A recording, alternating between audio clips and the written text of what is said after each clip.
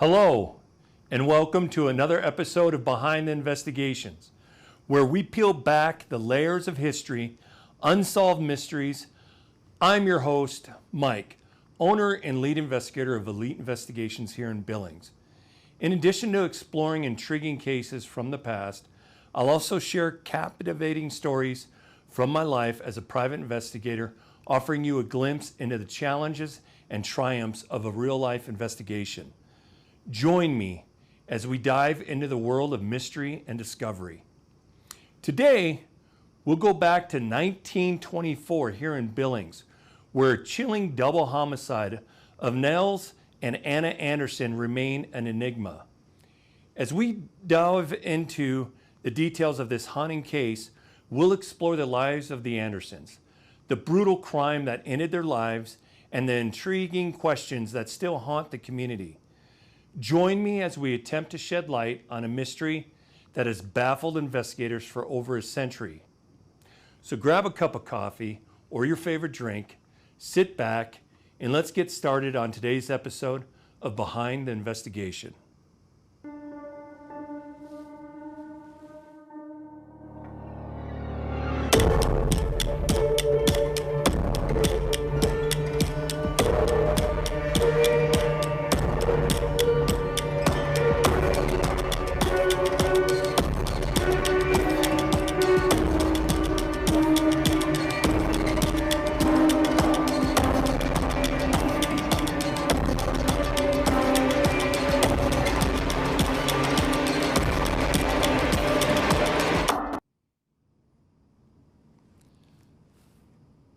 Hello. Before we begin, I want to extend my heartfelt gratitude to Rebecca from the Facebook group Billings, Montana, as she was and is. Thank you for keeping this chilling cold case alive and ensuring that their story is not forgotten. I also want to thank all of my amazing viewers for tuning in and showing such incredible support. Episode 1 had fantastic numbers, and I couldn't be more thrilled with the response. Your enthusiasm fuels my passion, and I'm excited to dive into episode 2 today. Let's keep this momentum going together as we embark on another exciting journey. Okay, so today we revisit the haunting double homicide that rocked Billings, Montana, the brutal murders of Niles and Anna Anderson on a cold December evening in 1924. To understand the tragedy, we must look back at the Andersons' lives. Niles Anderson, a well-respected barber, and his wife Anna were known for their hard work and dedication. Niles was born in Nebraska and Anna was born in Minnesota. Both were second-generation Americans. Niles was of Swedish descent while Anna was of Norwegian descent. They had met and were married in Miles City in 1913, where Niles was a barber and Anna was a cashier at a restaurant next door to the barber shop. By early 1924, they had moved to Billings and started a new barber shop down on Minnesota Avenue and was raising a family of 4 children, ages 10 to 5, and living in the 700 block of Custer Avenue here in Billings. They were advertising their new barbershop in the local paper. The ad highlighted their specialty in the latest hairstyles. The Andersons were a thriving, embodying a normal, hardworking American family. On December 6, 1924, they were found murdered in their barbershop. The investigation that followed left more questions than answers.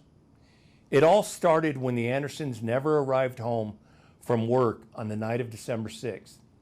That morning, when Anna's sister, who lived with them, alerted 2 neighbors, John Heldum and Joseph Shapak, that the Nels and Anna never made it home from work that night. The sister was very worried because they would never not just come home.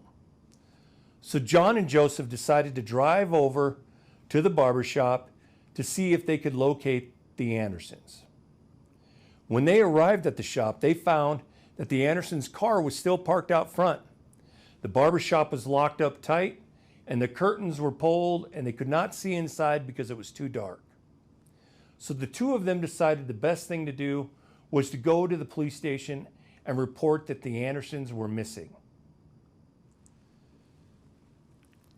Billings Corporal Charles Hagney and Traffic Officer William Laurel were sent to the barbershop to investigate.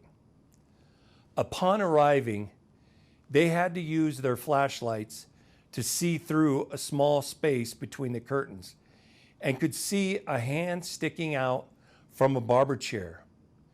They also saw a dark stain that they believed to be blood on the floor.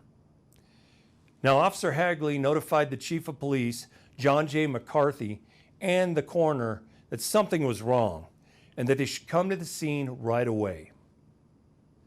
They waited for more officers to arrive before they forced their way into the barbershop. Once inside, they found Niles' lifeless body in his barber chair, his head brutally split open. He had his coat on as if he was getting ready to leave. A glove lay on the floor beside him, while the other one was still on his hand. Anna's body was nearby, still in her fur coat, suggesting she may have walked in carrying groceries from Kurt's grocery store next door and surprised the killer. The police were able to determine that the Andersons' own axe was the murder weapon. It was found next to Anna's body. The cash register was untouched. Both victims had cash in their pockets.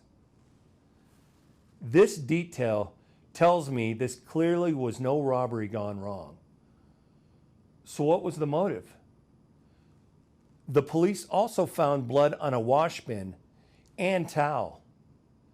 So it appears the killer even washed his hands before he left. And then the killer also took the time to lock up and exit the barbershop. This suggests that the person who was able to clean up, lock up, after such a horrific way of murdering two people may exhibit a certain emotional detachment from their actions, highlighting a potential lack of empathy or remorse. Overall, these behaviors can portray a calculative individual who is aware of their actions and willing to take measures to avoid capture. The police had little to go on. A witness, a young girl, claimed to have seen and heard Niles in a heated argument with a man possibly of Mexican resemblance. But the lead was quickly faded because the police said Mexican crimes run of the petty and their killings are usually with a pistol or a knife. So the police felt that it could not have been a Mexican who had killed the couple. We have to remember that in 1924, the police faced significant challenges investigating crimes, including limited resources, less advanced forensic techniques, and prevailing biases that influenced their judgment. In this case, when a young girl provided a witness account of a heated argument involving Niles and a man of Mexican appearance, the police response reflected the social attitudes and prejudice of the time. Their assumption that the crime involving individual of Mexican descent were typically petty and less serious led them to dismiss the lead, which ultimately hindered the investigation. In contrast, modern police operates under different principles and practices. Today, law enforcement agencies emphasize the importance of all witness accounts, regardless of the suspect's background. Investigators would likely take the young girl's testimony seriously, regardless of the suspect's race, and conduct a thorough investigation. Additionally, as we know, advancements in forensic science such as DNA analysis, ballistics, and other investigative techniques would allow the police to gather and analyze evidence more effectively. Modern police departments also often specialize units that focus on different types of crimes and are trained in handling sensitive issues related to race, ethnicity, the greater the awareness and care. Overall, while the police in 1924 may have allowed biases to cloud their judgment and impede the investigation, today's law enforcement approach aimed to more inclusively and reliance on evidence-based practices. Despite interviews and tips, solid evidence was elusive. There was even a $1,000 reward offered. In today's money, that is about $16,000. The 1920 census had Billings at just 15,000 residents, which should have made the investigation a little bit easier than in today's world. Niles was a beloved figure, making it hard to believe that he had enemies, yet the police were determined to uncover the truth. The community held vigils, hoping for answers, but hope began to fade as time passed. The Andersons' murder sent ripples through Billings. Press coverage was relentless. But as months passed, hope for resolution dwindled. By January 1926, the police had reported no concrete evidence. They said they had 3 suspects, but those leads dried up. Despite the leads, the Andersons' murders remain unsolved. The killer vanished into history, leaving a grieving family and a haunted town. Who killed the Andersons and why? Let's pause for a moment and go on a field trip to the final resting place of the Andersons.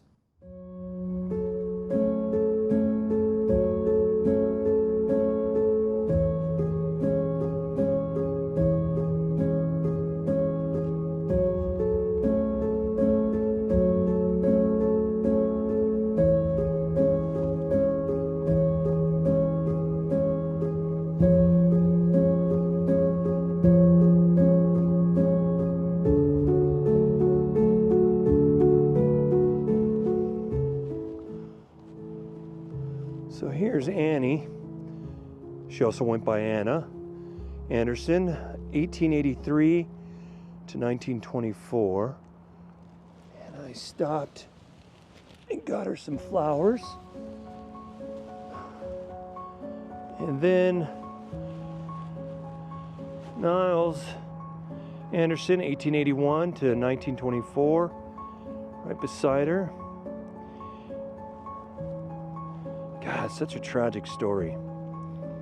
And then their daughter,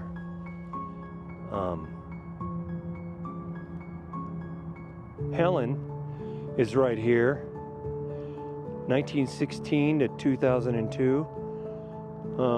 She's right here at the foot of Anna's grave.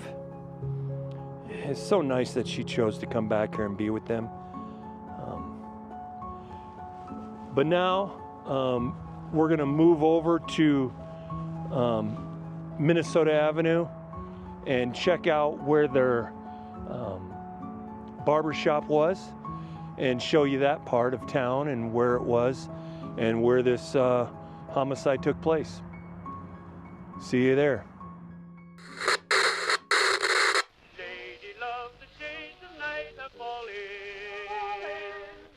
Hello everyone, and now I'm out here on Minnesota Avenue at the location where the Andersons' barber shop was, which is now an empty lot beside Kirk's Grocery. Back in 1924, it is believed that this is the location of the barber shop, and it's where Anna was shopping next door for groceries when she came into the barber shop and surprised the killer. And then he chased her through the back, caught her, and then she was killed. Now remember, they both had their jackets on. It appeared they were leaving, getting ready to close up for the night when this homicide happened. Their vehicle was found still parked out front the next day. Kurt's Grocery Store, amazingly, still here. 2920 Minnesota Avenue. So we wanted to give you this view. I'll do some video of the area real quick to show you what it looks like now for those that don't live in the area. And there is a little controversy. Half of the people believe, and I also believe, that in my research, this is where the barbershop was. But some people, and they could be correct too, we just don't know, across the street is the railroad warehouses for the railroad. And some think that it was there, but I don't imagine that the barbershop would be up against the railroad tracks. Maybe, 1924 things were different, but pretty sure, and a lot of the research shows or believes that it was right here in this empty lot. So we'll shoot some video of the area, and then I'll catch you back at the studio and we'll wrap this case up.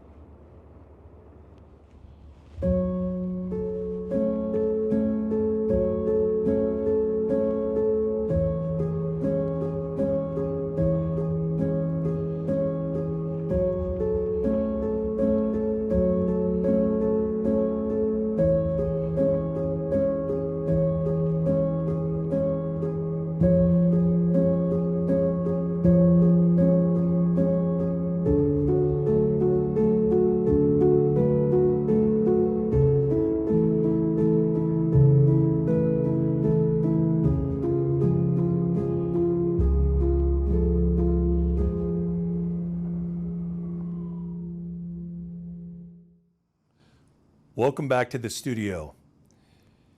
As we wrap up our revisit of the haunting double homicide that rocked Billings, Montana, the brutal murders of Niles and Anna Anderson, I want to leave you with some thoughts and questions to ponder. Let's start by considering the historical context of the 1920s. The social and cultural dynamics of the time undoubtedly influenced the investigation. How might bias and attitudes of the time have played in a role in shaping the police response and action? Think about the psychological profile of the killer. The meticulous actions like washing his or her hands and locking up the shop may reveal something about their personality and their motives. What might this have said about their emotional state and potential motive? Speaking of motives, what could have driven someone to commit such a heinous act? Beyond robbery, could the personal vendetta or jealousy or business rivalry be factors at play here? Witness accounts are crucial in any investigation. The young girl's testimony of a heated argument involving Niles raises important questions. How might her account have been better utilized, and what insights could it have provided? Consider the forensic limitations of the 1920s. Imagine how modern forensic science could have altered the outcome of this investigation. What techniques available today might have helped solve this case? Reflect on the impact this crime had on the community. How might the collective memory and the local lore have shaped public perception over time? I invite you to share your perspectives, theories on our social media page. What do you believe happened to Niles and Anna Anderson? And what evidence supports your ideas? While this case is part of history, discussing unsolved crimes reminds us of the importance of justice and remembering the victims. Consider supporting modern efforts to solve cold cases and bring closure to families. Finally, let's create a dialogue. If you know of similar historical cases from your region, share them with us so that we can possibly add it to our list of episodes. Let's engage in a broader conversation about unsolved mysteries and the quest for truth. I want to thank you for watching. Your thoughts and insights are invaluable, as we continue to explore these intriguing stories from our past. Join me next time on Behind the Investigation as we dive into more unsettling, unsolved mysteries. Remember, every detail matters.